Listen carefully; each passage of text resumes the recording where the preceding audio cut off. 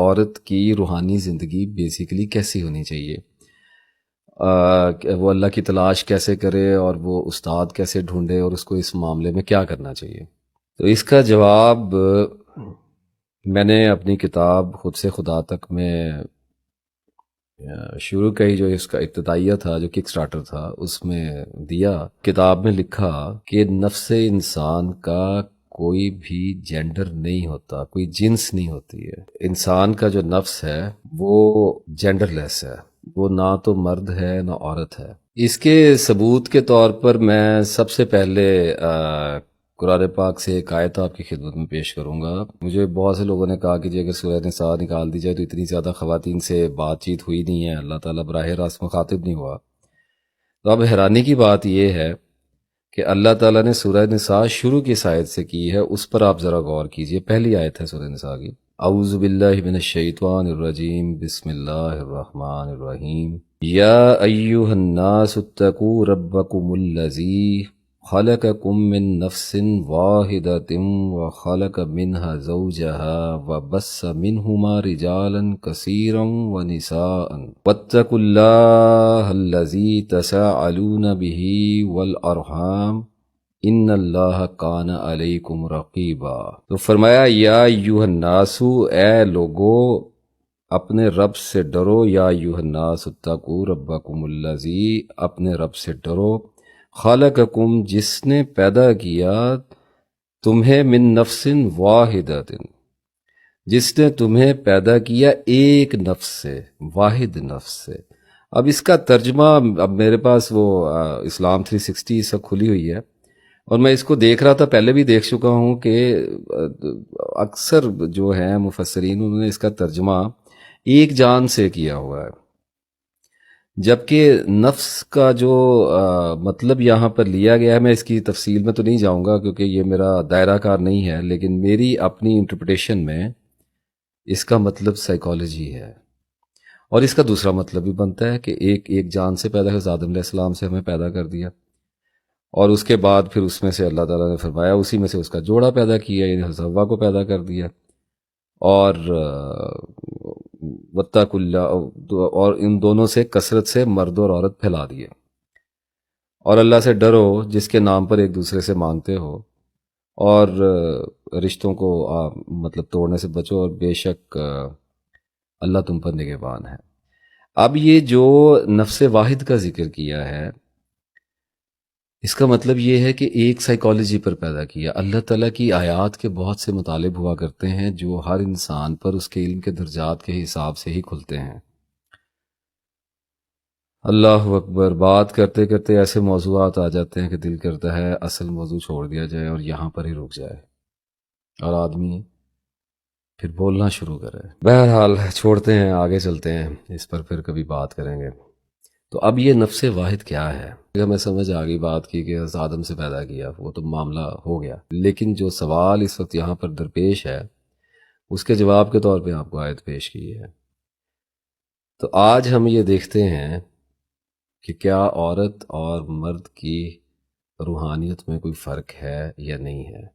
تو سب سے پہلے تو جو بات سمجھنے کی ہے وہ یہ ہے کہ روحانی سفر ہوتا کیا ہے؟ کچھ بھی نہیں ہوتا، کوئی سفر نہیں ہے، کچھ بھی نہیں ہے۔ روحانی سفر اس کے علاوہ کچھ نہیں ہے کہ اپنے آپ کو نارملائز کرنے کی ضرورت ہوتی ہے۔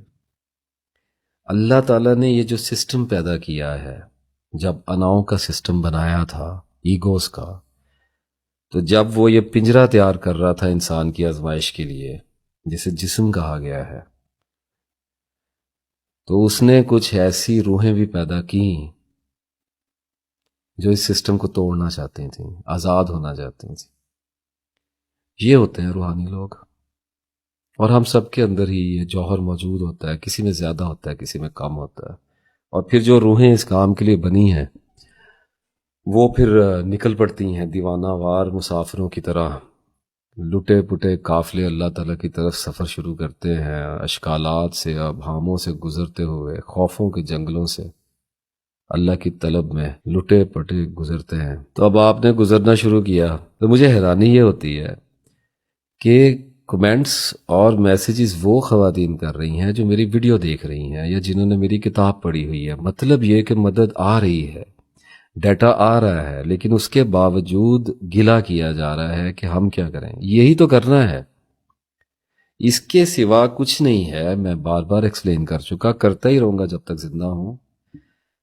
روحانیت اس کے علاوہ کچھ نہیں ہے کہ اپنے نفس کی پاکیزگی پر کام کرنا ہے، اور نفس کی پاکیزگی اس کے علاوہ کچھ نہیں ہے کہ اپنے کریکٹر پر کام کرنا ہے، اور اپنا کردار اس کے سوا اور کچھ نہیں ہے کہ اپنی عادتوں کے خلاف جانا ہے. بیلنس کے ساتھ، شدتوں میں نہیں، تشدد کے ساتھ نہیں، زور مارتے ہوئے نہیں، حکمت کے ساتھ، ایک بہترین حکمت عملی جو اعلیٰ درجہ کے علم سے لیس ہو، اس کے ساتھ جانا ہے. آپ کو ایک بات بتاؤں، جذباتی لوگ پھر گرا کرتے ہیں بہت جلدی، اور پھر تل ملاتے ہیں، پڑے رہتے ہیں زمین پہ کئی سال تک. پھر آہستہ آہستہ عقل آتی ہے، وقت لگنے سے عقل آتی ہے. تو آپ جب چلنا شروع کریں گے تو اپنی بری عادتوں کے خلاف جانا شروع کریں. کسی ایک عادت کو پکڑ لیں گے. بار بار ذکر کیا، ابھی توبہ کے اوپر وڈرالز پہ اتنی بڑی ویڈیو کر کے آیا میں پچھلا ہفتہ، اسی میں گزرا. تو جب سفر شروع کریں گے تو کچھ چیزوں کی ضرورت پڑے گی. قرآن پاک پڑھنا ہوگا، قرآن پاک کا ترجمہ پڑھنا ہوگا، تفاسیر پڑھنی ہوگی. کس کی پڑھیں، کیا پڑھیں، آئی ڈونٹ نو. اپنے آپ کو سرچ کریں، کتنی تفسیریں ہوں گی اردو میں، پڑھ لیں. کتنا ٹائم لگتا ہے، بچے ہیں، گھر کے معاملات ہیں، وقت نکالیں، راتوں کو جاگ لیں. ایک دو گھنٹے، تین گھنٹے بھی اللہ کو نہیں دیے جاتے کیا؟ تو اس طرف کو نکلنا شروع کریں. اس کے ساتھ تسبیح کریں، اللہ تعالیٰ کو یاد کریں. کون سی تسبیح؟ آئی ڈونٹ نو، مجھ سے مت پوچھیں. اللہ تعالیٰ کے کسی بھی مبارک قسم کی تسبیح بنائیں، کسی بھی آیت مبارکہ کی تسبیح بنائیں، درود ابراہیم کی تسبیح بنائیں، کچھ بھی کریں، اللہ کو یاد کریں، اللہ کے رسول صلی اللہ علیہ وسلم کو یاد کریں. یہ کام کرنا شروع کریں. اپنی کسی ایک بری عادت کو پکڑ لیں، اس کے ساتھ جہاد شروع کریں. ایک نکال لیں نا بھیڑیا اپنے اندر سے باہر، لٹا لیں اس کو، لگ پتہ جائے کہ روحانیت ہوتی کیا ہے. کسی نالج کی ضرورت نہیں ہے. کہنے کا مطلب یہ نہیں ہے کہ بالکل نہیں ہے، لیکن جس نے کام کرنا ہے اس کو اپنی پڑ جاتی ہے. کتابیں پڑھنے کا ایک وقت ہوتا ہے، مدرسے میں رہنے کا ایک وقت ہے، ماں کی گود میں چڑے رہنے کا ایک وقت ہے، اور زندگی کے میدانوں میں اترنے کا بھی ایک وقت ہے.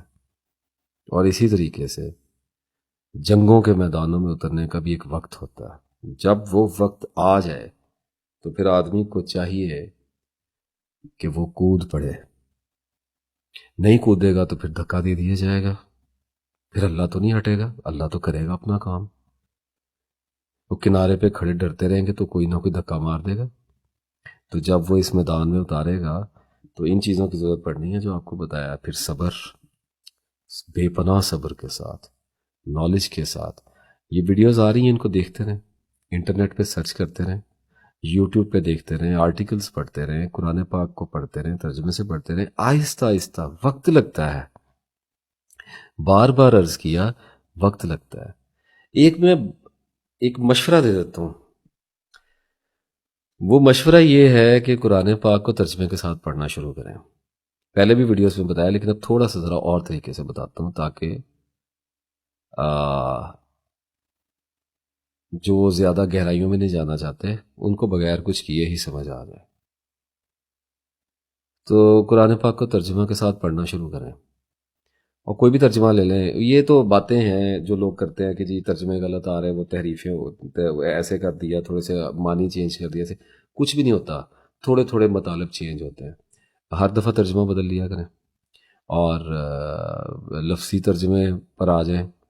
اس معاملے میں حافظ نظر اسلام صاحب کا ترجمہ میں نے دیکھا ہے، بہت اچھا ہے. وہ جو 3 سطری ترجمہ ہوتا ہے، اوپر عربک چل رہی ہے، نیچے الگ الگ عربی لفظ کا اردو میں ترجمہ لکھا ہوتا ہے، اور اس کے ساتھ نیچے با محاورہ ترجمہ چل رہتا ہے. بہت خوب ہے، بہت خوب ہے. 3-4 پارے اگر پڑھ جائیں گے تو عربی کی شد بدھ بھی ہونے لگتی ہے. پڑھنا شروع کرنا ہے.